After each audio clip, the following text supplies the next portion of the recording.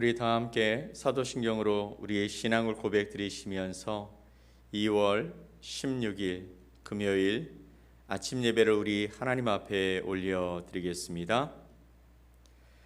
나는 전능하신 아버지 하나님 천지의 창조주를 믿습니다. 나는 그의 유일하신 아들 우리 주 예수 그리스도를 믿습니다.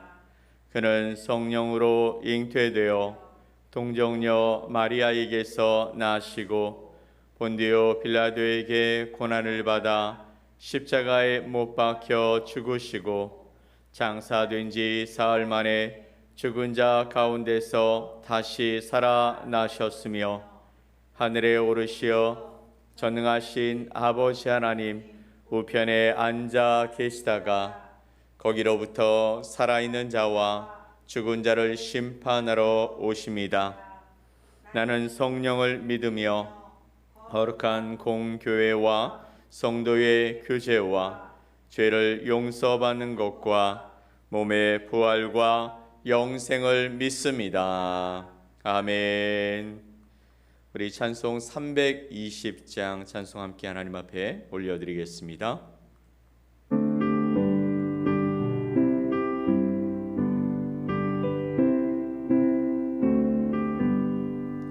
나의 죄를 정케 하사 주의 일꾼 삼으신 우세주의 넓은 사랑 항상 찬송합니다. 나를 일꾼 삼으신 주 크신 능력 주시고 언제든지 주 뜻대로 사용하여 주소서. 내게 부어주시려고 은혜 예비하신 주 주의 은혜 채워주사 능력 있게 하소서. 나를 일꾼 삼으신 주 크신 능력 주시고 언제든지 주 뜻대로 사용하여 주소서. 죄의 짐을 풀어주신 주의 능력 크도다. 나를 피로 사신 예수 내 맘속에 오소서. 나를 일꾼 삼으신 주 크신 능력 주시고 언제든지 주 뜻대로 사용하여 주소서. 주여 내게 성령으로 충만하게 채우사 생명수가 강물처럼 흐르게 하옵소서. 나를 일꾼 삼으신 주 크신 능력 주시고 언제든지 주 뜻대로 사용하여 주소서. 아멘. 오늘 함께 보실 말씀은 마태복음 4장 17절로 25절 말씀입니다. 마태복음 4장 17절로 25절 말씀을 우리 한 목소리로 합독해서 말씀을 보겠습니다. 이때부터 예수께서 비로소 전파하여 이르시되 회개하라 천국이 가까이 왔느니라 하시더라. 갈릴리 해변에 다니시다가 두 형제 곧 베드로라 하는 시몬과 그의 형제 안드레가 바다에 금을 던지는 것을 보시니 그들은 어부라. 말씀하시되 나를 따라오라. 내가 너희를 사람을 낚는 어부가 되게 하리라 하시니 그들이 곧 그물을 버려 두고 예수를 따르니라. 거기서 더 가시다가 다른 두 형제 곧 세베대의 아들 야고보와 그의 형제 요한이 그의 아버지 세베대와 함께 배에서 그물 깁는 것을 보시고 부르시니 그들이 곧 배와 아버지를 버려두고 예수를 따르니라. 예수께서 온 갈릴리에 두루 다니사 그들의 회당에서 가르치시며 천국 복음을 전파하시며 백성 중에 모든 병과 모든 약한 것을 고치시니 그들의 소문이 온 수리아에 퍼진지라.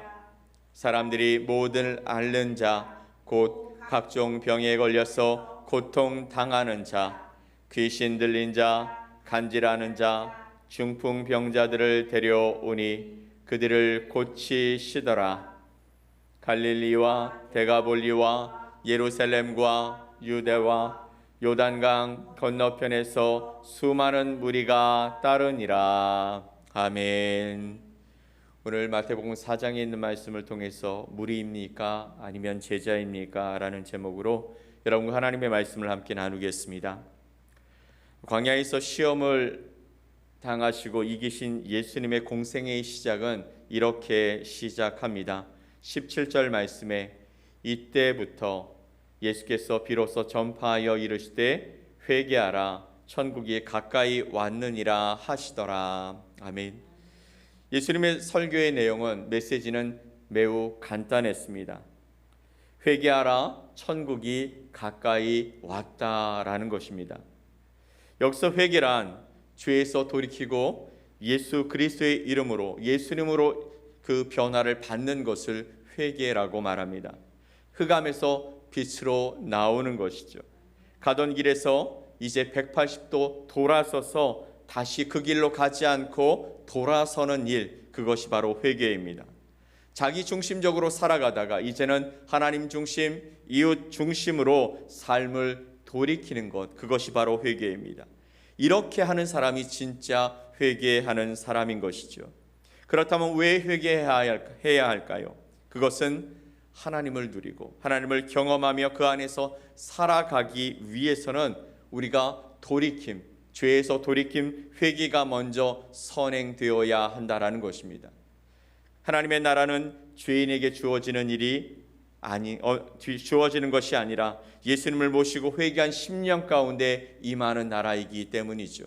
그래서 예수님이 공생애를 처음 시작하시면서 외쳤던 것은 하나님의 나라가 너희 가운데 왔으니 이제 회개하고 돌이키라 라고 말씀하고 있는 것입니다. 물질적인 복 너무나 중요합니다. 그리고 병고침을 받는 것도 중요합니다. 성공의 길을 걸어가는 것 너무나도 중요하지만 더 중요한 것이 있다면 죄에서 돌이켜 주님께로 나아가는 것, 그것이 더 중요한 줄 믿으시기 바랍니다. 회개하는 자에게 세례가 베풀어지고 회개하는 자에게 하나님의 진리가 임하기 때문이죠. 그리고 또 하나의 회개해야 하는 이유는 천국이 가까이 왔기 때문이라고 말씀하고 있습니다. 이것은요, 메시아가 지금 이곳에 왔다라는 것이죠. 구세주가 지금 여기에 있다라는 것입니다. 여러분, 천국은 장소적인 개념이라는 것보다 통치적인 개념을 더 이야기합니다. 하나님의 통치, 다시 말해서 예수 그리스도의 통치가 이루어지는 그곳이 바로 천국이라는 곳이죠.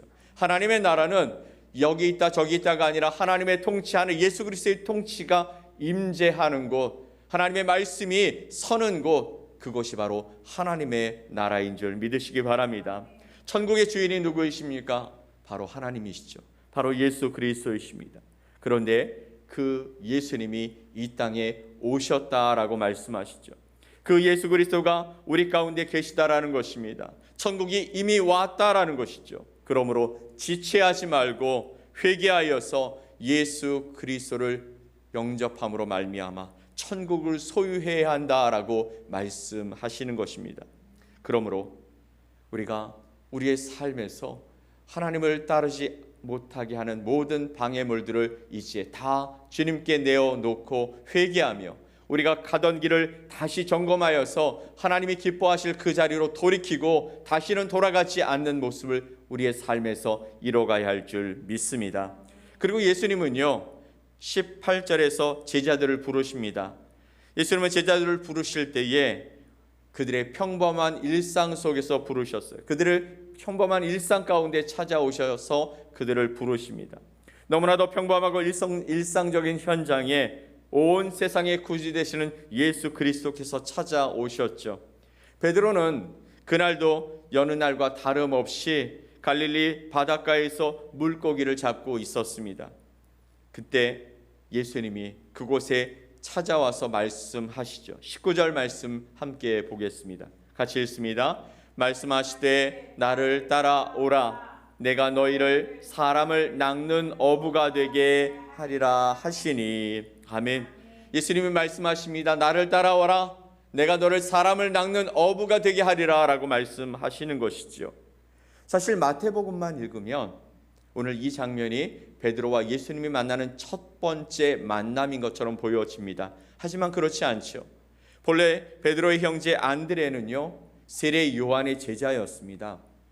근데 세례 요한이 예수님이 지나가시는 것을 보면서 제자들에게 말했죠. 보라, 세상 죄를 지고 가는 하나님의 어린 양이다 라는 이 말을 듣고 이 안드레는 예수님께로 갔습니다. 그리고 예수님과 함께 지내면서 예수님이 그리스도 메시아라는 것을 인정하게 되어지죠. 그리고 이 안드레는 곧장 자기의 형제였던 베드로에게 찾아갑니다. 그리고 이렇게 말하죠. 내가 구약에서 말한 그 메시아를 만났다. 그리고 베드로를 전도합니다.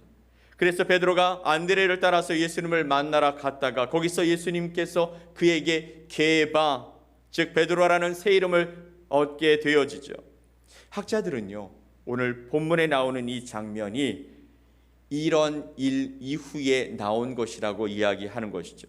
그렇지 않고서는 이들이 처음 지나가는 낯선 자를 따라서 무작정 떠났을 리가 없을 것이라는 것입니다. 이들은 이미 예수님을 만난 적이 있었다라는 것이죠. 그런데 오늘 이들을 찾아오신 예수님의 말씀이 그들을 당혹해 합니다. 나를 따라오너라 하신 이 예수님의 말씀을 지키기 위해서 그들이 해야 할 일이 무엇입니까? 바로 지금의 손에 들고 있었던 그물을 내려놓는 것입니다. 그리고 그들의 배도 버리고 와야 하는 것이죠. 베드로와 안드레는 평생 하던 그 어부의 일을 계속 이어갈 것이냐, 아니면 새로운 예수님의 말씀을 따라 예수님이 말씀하시는 사람을 낚는 어부가 될 것이냐 하는 기로에 서 있는 것이죠. 이들은 어떻게 해야 했습니까? 4장 20절 말씀에 보면 저희가 그물을 버려두고 예수를 따르니라 라고 말씀하십니다. 그들이 곧 그물을 버려두고 예수를 따랐다라는 것이죠. 본문에서는 단순히 그물만 버려두었다라고 말하십니다. 하지만 사실은요, 그들은 생업을 내려놓은 것이에요. 생업을 내려놓고 예수님을 따른 것입니다. 그리고 베드로는 이미 결혼한 상태였어요. 베드로의 가정에 대해서 성경은 자세히 이야기하고 있지 않습니다. 하지만 가정의 가장이 생업을 포기하고 또 가정을 돌보지 않고 무책임하게 예수님을 따른다라는 것은 쉬운 결정이 아닐 것입니다. 그런 그가 그물을 버려두고 예수님을 따랐다라는 것, 그것은 그가 진심으로 그의 모든 것을 버려두고 예수님을 따를 결심을 했다라는 것을 보여주는 반증인 것이죠. 19절에서 예수님이 다시 말씀하시죠. 나를 따라오라. 내가 너희를 사람을 낚는 어부가 되게 하리라 라고 말씀하셨습니다. 여기서 되게 하리라 라는 이 말은 만든다 라는 뜻을 가집니다. 이 말은 전에는 아니었는데 이제는 그렇게 되게 하시겠다라는 뜻이죠. 따라서 물고기를 낚는 어부였던 이 베드로를 사람을 낚는 어부로 만드시겠다라는 예수님의 뜻과 계획이 이 안에 담겨 있는 것이죠. 즉 내가 사람을 낚는 어부가 되겠다 해서 되는 것이 아니라 주님께서 친히 사람을 낚는 어부가 되게 만드셔야 될 수 있다는 것을 우리가 기억해야 합니다.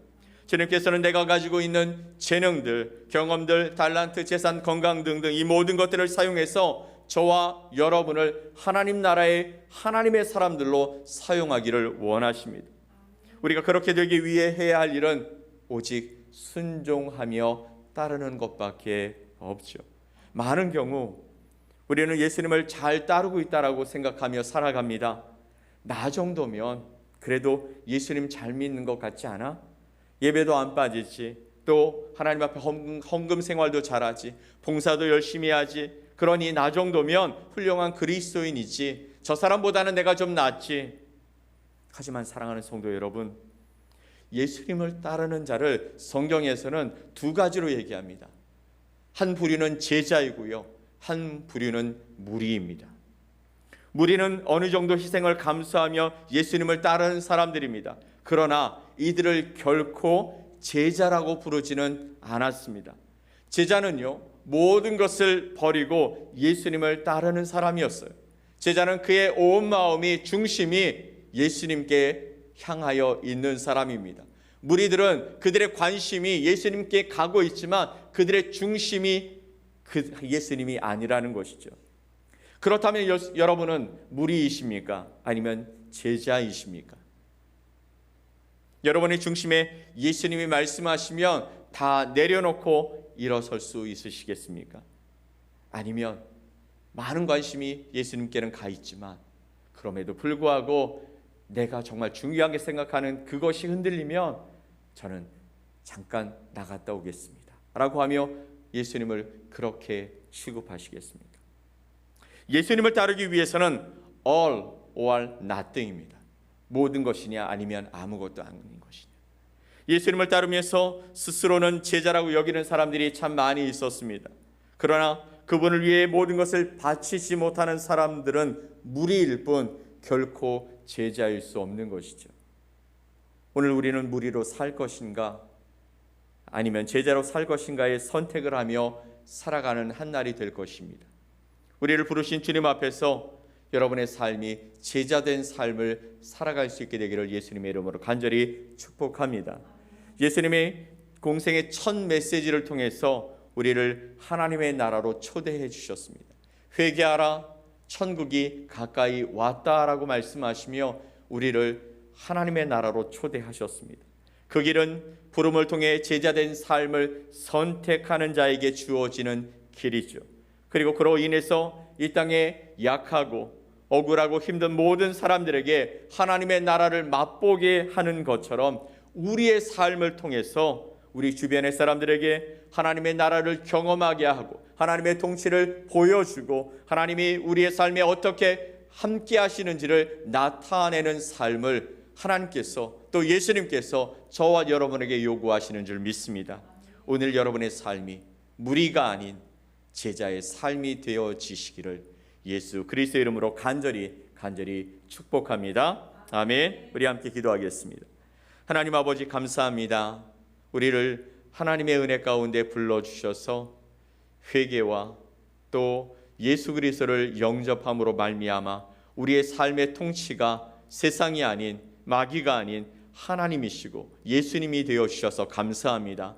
우리를 불러주신 그 하나님 앞에 우리를 위해 자신을 내어주신 예수 그리스도의 사랑 앞에 우리의 삶을 드리며 이제는 무리가 아닌 제자로서 살아가는 하나님의 사람들이 되게 하여 주시옵소서. 이것이 우리에게 힘든 일이 아니라 우리에게 기쁨이고 소망이 되어지게 하여 주시고 그래서 우리를 불러주신 그 하나님의 손에 붙들려서 아름답게 사용되어지는 거룩한 주님의 자녀들이 될 수 있게 하여 주시옵소서. 우리가 처해 있는 삶의 현실들 또 우리가 속해 있는 우리의 삶의 공동체 안에 하나님의 말씀이 하나님의 사랑이 흘러가는 통로로 사용하게 하여 주시고 우리를 그렇게 주님께서 세워주실 때 그 땅에 하나님의 통치가 임하는 천국을 맛보게 하는 아름다운 하나님의 사람들로 사용해 주시옵소서. 오늘도 주님 앞에 우리의 삶을 맡깁니다. 주님께서 함께 하실 것입니다. 그 모든 일들 속에 주님을 붙들고 살아가는 거룩한 삶이 되어지기를 간절히 소망하며